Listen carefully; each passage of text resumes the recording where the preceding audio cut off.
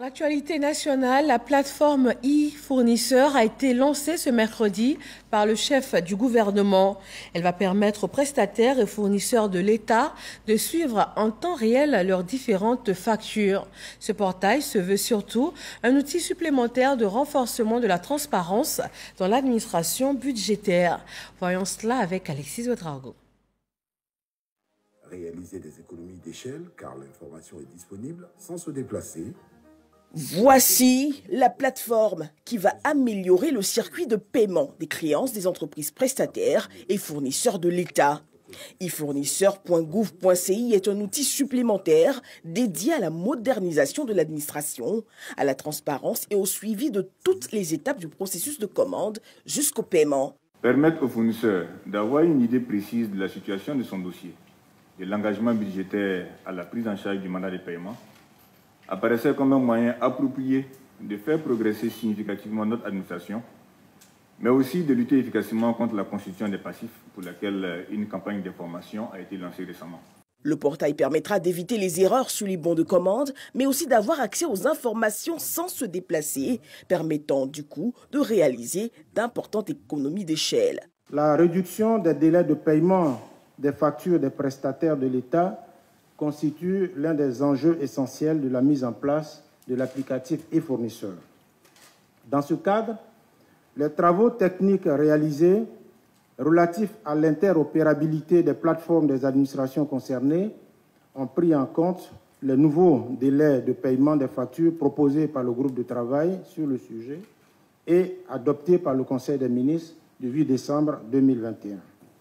Il s'agit plus spécifiquement, en ce qui concerne le Trésor public, de 30 jours pour les factures de moins de 30 millions de francs CFA, soit 97% des factures, de 60 jours pour les factures dont les montants sont compris entre 30 et 100 millions de francs CFA, soit 2% des factures, et de 90 jours pour les factures supérieures à 100 millions de francs CFA.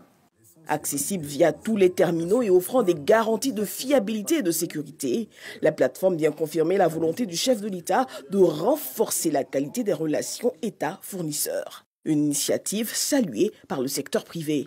Le lancement officiel de la plateforme e-fournisseur ce jour est pour nous un résultat concret, un résultat efficace, un résultat pertinent de la participation du secteur privé au séminaire gouvernemental d'avril 2021. Et je voudrais donc, au nom de tous mes pairs, vous féliciter et vous remercier pour cette concrétisation. Réalisé sous la conduite de la primature, e-fournisseur va contribuer au développement d'un secteur privé plus fort, partenaire du gouvernement. Il n'est pas possible d'avoir un secteur privé qui se développe à la vitesse que nous souhaitons si nous-mêmes, l'État, nous ne commençons pas à améliorer la qualité des services que nous rendons. Et je veux ici faire la preuve que c'est un exemple qui démontre les efforts que l'État fait, puisque tous les acteurs du service public se sont prêtés à ce jeu-là. On est capable donc de voir immédiatement, en intégrant le système, si notre facture se trouve chez le contrôleur financier, si notre facture se trouve chez les payeurs, et enfin, si on a été payé, puisque dès que les paiements sont effectués, les services du ministre de l'Économie et des Finances mettent à jour, je dirais, le système. Pour moi, c'est une véritable révolution pour les entreprises, surtout les PME, pour lesquelles la question de la trésorerie est essentielle dans, je dirais, les engagements qu'ils prennent. Et d'autres chantiers sont en cours. Il s'agit entre autres de la sécurisation du foncier urbain et de l'adressage. L'État poursuivra intensément ses efforts de soutien et de promotion de nos grandes entreprises, de nos PME, ainsi que de nos très petites entreprises. Il le fera car il en va de l'avenir de notre développement économique, de l'avenir de nos progrès sociaux, de l'avenir de notre jeunesse, de son insertion économique et humaine. Et l'État compte aller bien plus loin pour bâtir un partenariat d'excellence, pouvoir public, secteur privé.